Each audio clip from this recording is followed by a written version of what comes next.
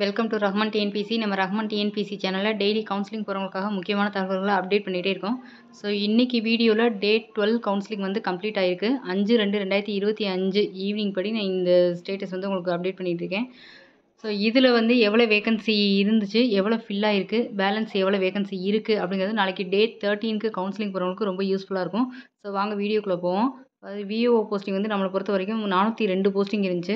இந்த 402 போஸ்டிங்கில் வந்து எவ்வளோ ஃபில் ஆகிருக்கு அப்படின்னு பார்த்தீங்கன்னா 339 போஸ்டிங் ஃபில் ஆகிருக்கு. பேலன்ஸ் வந்து 63 போஸ்டிங் வந்து இருக்குது. அந்த 63 போஸ்டிங்கோட டீட்டெயில் பார்க்குறக்கு நீங்கள் வந்து மேலே இருந்து ஃபுல் அண்ட் ஃபுல் பார்த்துட்டே வரணும். அதாவது உங்கள் கம்யூனிட்டிக்கு நேராக இருக்கா, அந்த கம்யூனிட்டிக்கு நேராக இருக்கிறதுலையுமே பிஎஸ்டிஎம்மா இல்லை ஜென்ரலா இல்லை உமனுக்குரியதா இல்லை உமன் பிஎஸ்டிஎம்க்குரியதா இல்லை ஸ்பெஷல் கேட்டகரி டிடபிள்யூ பிஹெச்பி இந்த எக்ஸ் சர்வீஸ்மேன் இந்த மாதிரி ஸ்பெஷல் கேட்டகரியான்னு பார்த்துட்டு அதுக்கப்புறம் கவுன்சிலிங் போங்க. ஸோ ஏன்னா நம்ம போகிற ட்ராவலே லாங் ட்ராவலு. ஸோ அப்படி கிடைக்காதவங்க ஒன்றும் மன வருத்தப்படாதீங்க. அடுத்தடுத்த எக்ஸாமுக்கு படிச்சுக்கிட்டே இருங்க. நம்ம இதை நினச்சிக்கிட்டே இருக்கிற டயத்துலேயே அடுத்து 7ஆம் மாதம் அடுத்த குரூப் 4 எக்ஸாம் வர ஆரம்பிச்சிடும். ஸோ போஸ்டிங் கிடைக்கல, 0 ஆயிடுச்சுன்னா அடுத்த கட்டம் இதை டக்குன்னு நீங்கள் என்ன செய்யணும்னா தமிழ் புக் எடுத்து படிக்க ஆரம்பித்து நேரம் ஸ்டார்ட் பண்ண ஆரம்பிச்சிருக்கணும். ஸோ இதுலேயே வந்து இன்னும் கிடைக்குமாட்டே இருக்காதிங்க. எல்லாமே ஆப்சன்டீஸ் பொறுத்து தான். ஸோ நெக்ஸ்ட் வந்து விஓ வந்து பார்த்துட்டோம். ஜூனியர் அசிஸ்டன்ட் பில் கலெக்டர் இந்த போஸ்டிங் பொறுத்த வரைக்கும் 3888 போஸ்டிங் இருந்துச்சு. இந்த 3888 போஸ்டிங்கில் 3081 போஸ்டிங் வரையுமே ஃபில் ஆகிடுச்சு. பேலன்ஸ் 807 இருக்குது. ஸோ நான் சொல்கிறது எல்லாமே ஸ்பெஷல் கேட்டகரியும் சேர்த்தே தான் இதில் இருக்குது. ஏன்னா ஸ்பெஷல் கேட்டகரிக்கு ரிசர்வேஷனில் அது ஒதுக்கியிருப்பாங்க, அதுவும் கலந்து தான் இதில் இருக்குது. அடுத்து junior inspector of cooperative society நேற்றே நான் சொன்னேன். இந்த 3 நேற்று இருந்து அதே 3 பேலன்ஸ் இன்றைக்கி இருக்குது. இந்த 3மே வந்து உங்களுக்கு வந்து பார்த்திங்கன்னா ஸ்பெஷல் கோட்டாவில் இருக்குது. அதாவது ஒன்று வந்து ஜென்ரல் டேன் எக்ஸ் சர்வீஸ்மேனில் இருக்குது.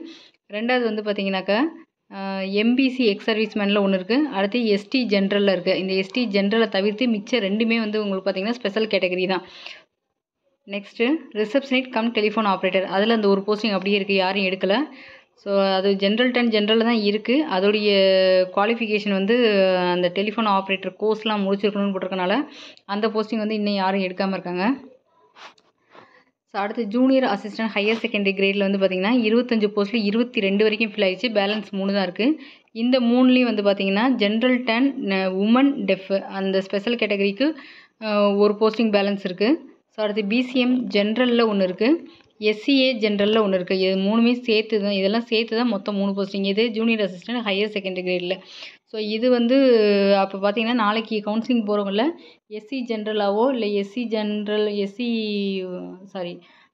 பிசிஎம் ஜென்ரலாவோ அல்லது எஸ்சிஏ ஜென்ரலாவோ இருக்கிறவங்களுக்கு நாளைக்கு போகிறவங்களுக்கு ஒரு வாய்ப்பு இருக்குது போஸ்டிங் எடுக்கிறதுக்கு.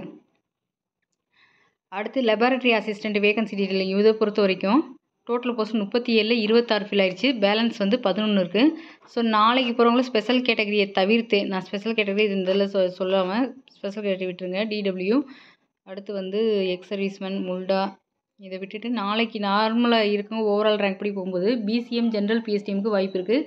எஸ்சிஏ உமன் பிஎஸ்டிஎம் அவங்களுக்கு வாய்ப்பு இருக்குது. எஸ்சி ஜென்ரலில் போகிறாங்களா 3 பேர் அவங்களுக்கு வாய்ப்பு இருக்குது. அடுத்து வந்து எஸ்சி உமனில் போகிறவங்களுக்கு 2 பேருக்கு வாய்ப்பு இருக்குது. நான் ஸ்பெஷல் கேட்டகரி தவிர்த்து மிச்சம் இருக்கவங்களோட சொல்லியிருக்கேன். சீனியர் ஃபேக்ட்ரி அசிஸ்டண்ட் இந்த போஸ்டிங்கை பொறுத்த வரைக்கும் ஸ்பெஷல் கேட்டகரி போக பிசிஎம் ஜென்ரலில் ஒன்று இருக்குது. அடுத்து எஸ்சி ஜென்ரலில் 2 இருக்குது. எஸ்சி ஜென்ரல் பிஎஸ்டிஎம்மில் ஒன்று இருக்குது. அடுத்து வந்து பார்த்திங்கன்னா மற்ற எல்லாமே வந்து ஸ்பெஷல் கேட்டகரியில் தான் இருக்குது. இதில் வந்து 25% 15 ஃபில் ஆகிடுச்சு. பேலன்ஸ் வந்து 10 மட்டும்தான் இருக்குது. இது எந்த போஸ்டிங் பார்த்தீங்கன்னா சீனியர் ஃபேக்ட்ரி அசிஸ்டண்ட் அப்படிங்கிறதுல. ஸோ இந்த நெக்ஸ்ட்டு வந்து பார்த்திங்கன்னா ஜூனியர் அசிஸ்டண்ட் டிகிரி லெவல் இந்த இதில் வந்து பார்த்திங்கன்னா டே 12 கவுன்சிலிங் எண்டிங்கில் 102 போஸ்ட்டில் 48 ஃபில் ஆகிருக்கு. பேலன்ஸ் வந்து 54 போஸ்டிங் வந்து அப்படியே தான் இருக்குது. ஸோ இது டிகிரி குவாலிஃபிகேஷன் இருக்கிறதுல. அடுத்து ஜூனியர் அசிஸ்டன்ட் டிகிரி சிஓஏ ரெண்டுமே மஸ்ட்டாக இருக்கக்கூடிய இதில் வந்து 20ல் 10 ஃபில் ஆயிடுச்சு. பேலன்ஸ் வந்து 10 தான் இருக்குது. அதாவது இது வந்து எப்படி இருக்குன்னு பார்த்தீங்கன்னாக்கா சிஓஏ முடித்தவங்கலாம் இருந்தாங்கன்னா சிஓஏ முடித்தவங்க ரேங்க்கு பின்னாடி இருந்தாலும் அவங்க வந்து அந்த போஸ்டிங்கை வந்து கண்டிப்பாக எடுத்துக்கிற மாதிரிக்கு சூழ்நிலை வந்துடுது. ஜூனியர் எக்ஸிக்யூட்டிவ் ஆஃபீஸில் வந்து பார்த்திங்கன்னா கோஆப்ரேட்டிவ் ட்ரைனிங்லாம் முடிச்சிருக்கணும்னு சொல்லி கொடுத்துருந்தாங்க கண்டிஷனில். ஸோ அதில் அந்த 34 போஸ்டிங் வந்து அப்படியே தான் இருக்குது, யாருமே எடுக்கலை. இதே மாதிரி தான் இருந்துச்சு. அதாவது நாங்கள் வந்து எக்கனாமிக்ஸோ பிகாமோ முடிக்கலை. ஸோ நாங்கள் குரூப் 2 கவுன்சிலிங் வரைக்கும் போனாலும் ரேங்க்கே கையில் இருந்தாலும் நாங்கள் பிகாமோ எக்கனாமிக்ஸோ முடிக்காதனால கோஆப்ரேட்டிவில் இருக்கக்கூடிய ஒரு போஸ்டிங்லாம் எங்களால் எடுக்க முடியாமல் இருந்துச்சு. அதெல்லாம் 50,000 60,000 நியரஸ்ட்டு சேலரி வாங்கக்கூடிய போஸ்டிங்கு ரேங்க் இருந்தும் அந்த போஸ்டிங் வந்து இந்த டிகிரி இல்லாதனால எங்களால் அதை எடுக்க முடியல. அதான் அந்த டிகிரி முடித்தவங்க மட்டும்தான் அதை எடுக்க முடியுன்ற மணிக்கு வச்சுருந்தாங்க. ஓகேவா? அதே மாதிரி தான் இப்பயும் இதுலேயும் இருக்குது. ஸோ மில்க் ரெக்கார்டர் கிரேட் 3 இதுவும் வந்து 15 போஸ்டிங் வந்து அப்படியே இருக்குது. ஸோ இதுக்கெலாம் வந்து கோஆப்ரேட்டிவ் ட்ரைனிங் முடிச்சிருக்கணுன்ற ஒரு கண்டிஷன்லாம் இதுக்கு இருக்குது. ஜூனியர் அசிஸ்டன்ட் காமர்ஸ் நான் சொன்னேன் இல்லையா, பிகாம் இந்த மாதிரி பிகாம் முடித்தவங்க, காமர்ஸ் கோர்ஸ் முடித்தவங்க மட்டும் 28ல் 16 ஃபில் ஆயிடுச்சு. பேலன்ஸ் வந்து 12 மட்டும்தான் இருக்குது. ஸோ நாளைக்கு எஸ்சி, ஜென்ரல், பிசிஎம் இவங்களுக்குலாம் வந்து நல்ல வாய்ப்பு. நாளைக்கு வந்து அவங்களுக்குலாம் நிறைய போஸ்ட் எடுக்கிறதுக்கு நல்ல வாய்ப்பு இருக்குது. ஓகே. அடுத்து எக்ஸிக்யூட்டிவ் ஆஃபீஸர் கிரேடு 4 அதாவது ஹெச்ஆர்என்சி டிபார்ட்மெண்ட்டில் மட்டும் இருக்கிறவங்க தான் இது எடுக்க முடியும். அதில் வந்து 30, 26 போக 4 இருக்குது. அந்த 4 என்னென்னங்கிறது பார்த்துருவோம். அந்த 4மே வந்து பார்த்திங்கன்னா, ஒன்று வந்து ஜென்ரல் 10 ஜென்ரல் டெஃப்பில் ஒன்று இருக்குது. அடுத்து பிசி ஜென்ரல் ஆர்த்தோவில் ஒன்று இருக்குது. அடுத்து பிசி டிடபிள்யூவில் ஒன்று இருக்குது. அடுத்து வந்து பார்த்திங்கனாக்கா எஸ்சி ஜென்ரல் ஆர்த்தோவில் இருக்குது. ஸோ அந்த 4மே ஸ்பெஷல் கேட்டகரியில் இருக்கிறவங்க மட்டும்தான் எடுக்க முடியும். ஸோ அது போக எம்பிசியில் நேற்றே வந்து என்ன பண்ணால் அன்ஃபில் பண்ணியிருக்கோம் அப்படின்னு சொல்லி சில கேட்டகரி எம்பிசி, பிசிடபிள்யூ, அடுத்து MBC general, MBC women, MBC உமனில் 1, பிஎஸ்டிஎம்மில் 2 இந்த மாதிரி போஸ்டிங்லாம் வந்து அன்ஃபில்டாக வச்சுருக்கோம். டியூ டு இந்த கோர்ட் ஆர்டர் காமிச்சு அந்த இதை காமிச்சிருக்காங்க. அதாவது கோர்ட்டில் கொடுத்துருக்கக்கூடிய கேஸை ரெஃபரன்ஸாக காமிச்சு கொடுத்துருக்காங்க. ஸோ ஓகே, கிடைச்சவங்க அடுத்து என்ன செய்யணும் அப்படிங்கிற ஒரு வீடியோ போட்டிருக்கோம். அதை பார்த்து உங்களுக்கு நியரஸ்ட்டாக கிடைக்கிறதுக்காக அந்தந்த டிபார்ட்மெண்ட்டில் அந்தந்த ஹெட் ஆஃபீஸில் லெட்டர் கொடுக்குறதுக்கு ரெடியாகுங்க. ஸோ கிடைக்காதவங்க வந்து 13 டே போகும்போதே எனக்கு 0 ஆயிடுச்சு, எனக்கு கிடைக்க வாய்ப்பு இல்லைங்கிறவங்க அடுத்த எக்ஸாமுக்கு தாராளமாக படிங்க. இதே மாதிரி அடுத்த கவுன்சிலிங்கில் நீங்கள் பாஸ் ஆகி நீங்கள் போய் வேக்கன்சியில் போய் நீங்கள் போஸ்டிங் எடுக்கிற அளவுக்கு உங்களை வந்து மெருகேற்றிக்கங்க. ஓகேவா? இதே இதுலேயே இருந்துடாதீங்க.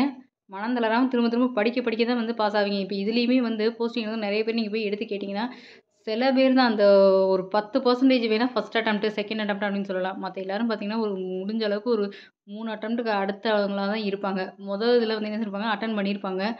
அதில் வந்து நம்மளுக்கு மார்க் வந்து 100 கண்டிப்பாக எல்லாருமே 100 கொஸ்டின் ஓரளவுக்கு அடிச்சிருவோம். அடுத்த எக்ஸாம் வந்து படிக்கிறதுன்னு ஆரம்பித்து 160 வரையும் வந்திருப்பாங்க. அதுக்கப்புறம் அது அவங்களுக்கு என்ன ஆயிரும் அப்படின்னா, ஒரு வெறி ஆயிரும். என்னமோ நினச்சி நம்ம வந்தோம், இன்னும் ஒரு 10 கொஸ்டின் அடித்தா நம்மளுக்கு வந்து போஸ்டிங் இருக்குங்கிறத அவங்க அந்த இதுலேயே வந்து என்ன ஆயிடுவாங்கன்னா, எக்ஸ்பீரியன்ஸ் ஆயிடுவாங்க. எக்ஸ்பீரியன்ஸ் ஆகிட்டு அதை விட மாட்டாங்க. படிக்க ஆரம்பிச்சிட்டிங்க, ஒரு மார்க் நியரஸ்ட்டாக நீங்கள் வர போகிறீங்கன்னா அதை விட மாட்டீங்க.